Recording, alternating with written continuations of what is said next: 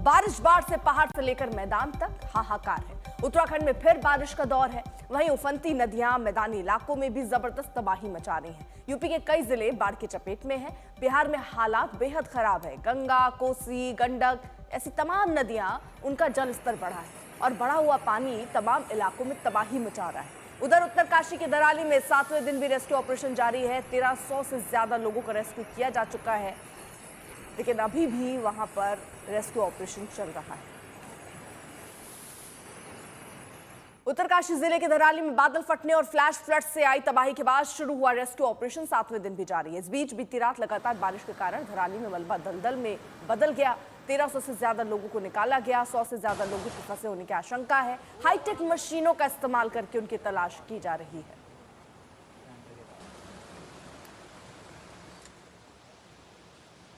100 से ज्यादा लोग अगर लापता हैं तो वो कहाँ हैं? क्या वो इस मलबे में हो सकते हैं? अब ये होटल है पीछे ठीक पहाड़ से जब आपदा आई थी तो सबसे पहले इन इलाकों को चपेट में लिया। मलबा आया, दलदल है और ये पूरा होटल है जमीन पर चला गया। सब कुछ तबाह हो गया। ऊपर का हिस्सा भी बर्बाद हुआ। जाहिर है कुछ लोग हो सकता है यहाँ काम भी करते हों या कुछ लोग हो जो यहाँ रह रहे हों। और अभी भी जिस तरह के निशान यहाँ पर उस विध्वंस के हैं, जिस तबाही के हैं, ये किसी का बटुआ है। अब इसमें ये किसी का नया बटुआ है, बहुत पुराना है, लेकिन इसमें जान पहचान या आइडेंटिफिकेशन के लिए हमें कुछ नहीं दिखाई पड़ रहा है। कम से कम अगर ये होता, किसी तरह के कार्ड होते या नाम होता तो जरूर पता लग जाता कि आखिर ये किसका है। ये किसी का बटुआ यहाँ पर पड़ा हुआ है। उसी तरह सजावट की बहुत सारी चीजें हैं। देखिए होटल इस तरह से सजाया जाता था, सब कुछ टूट के नीचे आ चुका है। अब कई सारे लोग यहाँ काम करते होंगे, उनकी जीविका का साधन होगा और उसी के साथ साथ बहुत सारे और जो लोग काम करते होंगे, मजदूर हैं, कर्मचारी हैं और वो लोग भी जो पर्यटक थे जो संभवतः इस संपत्ति में, इस प्रॉपर्टी में, इस गेस्ट हाउस में रह रहे हों।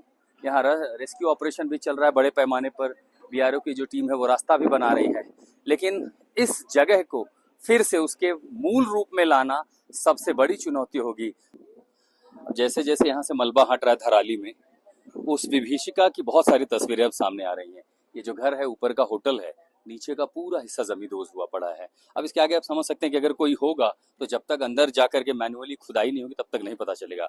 यहाँ किसी की गाड़ी थी, चूंकि राष्ट्रीय राजमार्ग था, गाड़ी पार्क थी, गाड़ी में कोई था नहीं, पूरा का पूरा हिस्सा दब चुका है। और इसके पीछे जितनी दुकानें, जितना भी स्ट्रक्चर आप देख रहे हैं, देखिए इस पर मैं पूरा चल के जा पा रहा हूँ।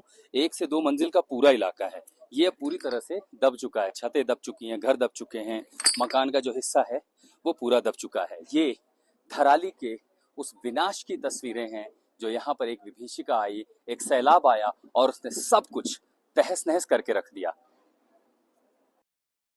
तो ग्राउंड रिपोर्ट आपको हमने दिखाई, सीधे ग्राउंड पर भी लिए चलते हैं। हमारे सहयोगी अंकित इस वक्त जुड़ चुके हैं। अंकित, देखिए कई तरीके के अलर्ट अभी किए गए, यानी अभी खतरा टला नहीं है, खतरे कुछ और भी हो सकते हैं। किस तरह के अलर्ट और अलर्ट के बाद प्रशासन की क्या तैयारी? अर्पिता, उत्तराखंड के परिप्रेक्ष्य से अगर मैं बताऊं तो इस समय अगले 3 घंटे के लिए कई जिलों के लिए रेड अलर्ट घोषित किया गया है और इसके साथ ही निगरानी रखने के लिए भी जो 10 जिले हैं उनको जो आपदा प्रबंधन विभाग है उन्होंने एक लेटर जारी किया है और अलर्ट पर जो स्कूल बंद होने चाहिए, किसी को जो बुजुर्ग हैं या जो नागरिक हैं वो कहीं ना फंसे, इसको लेकर अलर्ट रहने के लिए कहा है।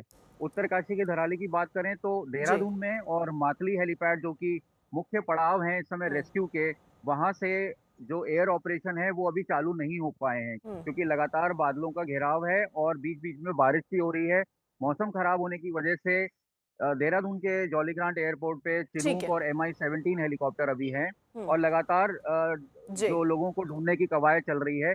एक लिस्ट की भी बात चल रही है जो अब से कुछ ही देर में जारी हो सकती है, जिसमें बताया जा रहा है कि 44 लोगों की लिस्ट है जो गुमशुदा है। अभी राज्य आपदा प्रबंधन विभाग जो है उसकी पुष्टि कर रही है। जैसे आपको जानकारी मिले आगे भी आपसे अपडेट लेंगे।